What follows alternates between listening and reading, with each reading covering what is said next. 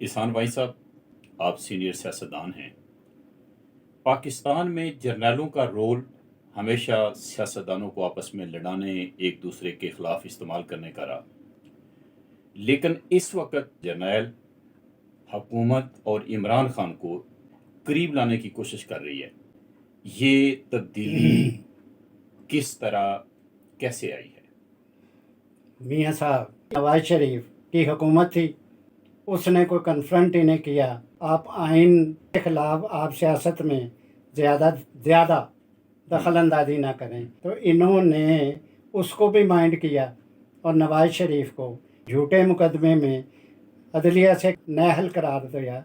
फिर इन्होंने ग्रूम किया एक प्लेयर को जिसका सियासत से कोई तल्लक नहीं था। इन्होंने उससे एजिटेशन करवाई, असम्बली हॉल पे हमले करवाए, पीटीवी पर हमले करवाए और उसको इलेक्शन में कामयाब करवाया। और इस तरीके से नंगे होकर इन्होंने सारी कौम के सामने उसको सीटें दी ताकि पंजाब पर हुकूमत करे। इस तरह से उसकी मरकज़ में भी सीटें कम थी, इन्होंने मरकज़ में भी उसे दी, मरकज़ में भी हुकूमत बनाई। तो इन्होंने उसका विजन नहीं देखा कि आया ये शख्स जिसको हम इक़्तिदार में ला रहे हैं, आया ये इस काबिल है कि 22-23 करोड़ अवाम पर मुश्तमिल मुल्क ये चला सकेगा। 3.5 साल में नतीजा ये निकला, उसने सारे फॉरेन रिलेशंस ख़त्म कर दिए, मुल्क की इकनॉमिक्स ख़त्म कर दी और मुल्क ऐसी जगह पर आ गया कि अगर वो मुल्क में मज़ीद हुक्मरानी करता तो मुल्क डिफ़ॉल्टर हो रहा था। उसके बावजूद वो आइनी तौर पर फारग हुआ, ये नहीं कि उसे निकाल दिया। पहले तो वो गाली गलौज करता था, अपोजिशन करता था पॉलिटिकल पार्टीज़ की। जब वो निकला हुकूमत से तो वो तो इट वाज शॉकिंग, उसके लिए तो ये बहुत बड़ा शौक था। उसका ख्याल था कि मैं इतना बड़ा आदमी हूँ दुनिया के कि मैं तो ईरान और सऊदी अरेबिया की सुलह करा सकता हूँ, मैं चीन और अमेरिका की सुलह करा सकता हूँ। तो जिस वक्त वो निकला और फिर हुक्मरान वज़ीर आज़म भी वो हुए कि जिनको ये सारी ज़िंदगी से गालियाँ चोर डाकू कह रहा था। फिर इसने कहा वो एस्टेब्लिशमेंट को, उन जर्नलों को, कि आपने मुझे बताया था कि ये चोर हैं, मुझे तो पता ही नहीं था।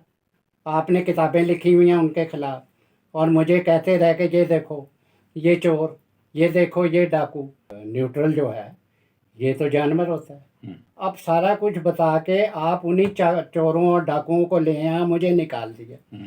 ये डाइजेस्ट ना कर सका। उस पर इसने इतनी गाली दी फिर एस्टेब्लिशमेंट को। ये मियाँ साहब ध्यान में रखना कि वो इनके मुखालफत नहीं कर रहा था, वो ये कह रहा था आप न्यूट्रल जानवर बन रहे हैं, आप मेरी मदद करें। इस हद तक चला गया। उसने कहा कि आप मीर सादक और मीर जाफर हैं। मेरा मतलब है इससे बड़ी गाली हो नहीं सकती। इसका मतलब है कि ये अगर वक्त आएगा तो दुश्मनों से मिल जाएंगे और मुल्क को बिट्रे करेंगे। तो इसलिए मैं हैरान हूँ। पहला बात ये हुई, उसने तकरीर की, इमरान खान ने ये तकरीर टीवी पे भी आई, अखबारों में भी आई। उसने कहा कि भाई मुझे आर्टिकल 6 के तहत मेरे पे मुकदमा कायम करो, मेरा ट्रायल करो, मैं ताकि अदालत में बताऊं कि इन्होंने क्या क्या किया है, मैं इनके राज खोलूं।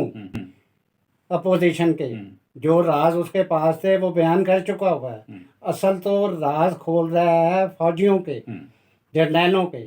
मियाँ साहब इससे बड़ी कोई बेइज्जती है जी, और इससे ज़्यादा कुछ और मैं क्या कहूँ, नहीं हो सकती। मैं समझता हूँ अब उसकी गालियों के नतीजे में ये बिठा के सुलह सफाई करा के अपनी जान बचाना चाह रहे हैं। तो मैं ये समझता हूँ कि ये एक क्रिमिनल काम है। अब मुझे ये शक पड़ रहा है कि भाई इन्होंने क्या किया हुआ है कि एक ऐसे शख्स से ब्लैकमेल हो रहे हैं जो इन्हें इतनी बड़ी बड़ी गालियां दे रहा है। गालियां नहीं, जो इन पर ट्रस्ट नहीं कर रहा, कौम को कह रहा है कि ट्रस्ट ना करो, ये मीर सादक हैं, मीर जाफर हैं, ये मुल्क नहीं बचाएंगे। तो इसलिए इस्टेब्लिशमेंट है, इसका ये रोल, ये क्रिमिनल है जिसको हम नहीं मानते हैं जी। फिर तो मैं यही कहूँगा ना कि इमरान खान के खिलाफ पर्चा दो आर्टिकल 6 का, ताकि वो जुडिशरी में अदालत में जाके बयान दे, पता लगे कि इन्होंने क्या क्या किया है। हमको तो पता लगे ना कि भाई इन्होंने क्या किया है, इसलिए हम ये नहीं मानेंगे मियाँ साहब, पॉलिटिकल लोग नहीं मानेंगे कि ये बीच में बैठ के सुलह सफाई करा के आप एक साइड पे हो जाएं, सारी जिम्मेदारी इनकी है।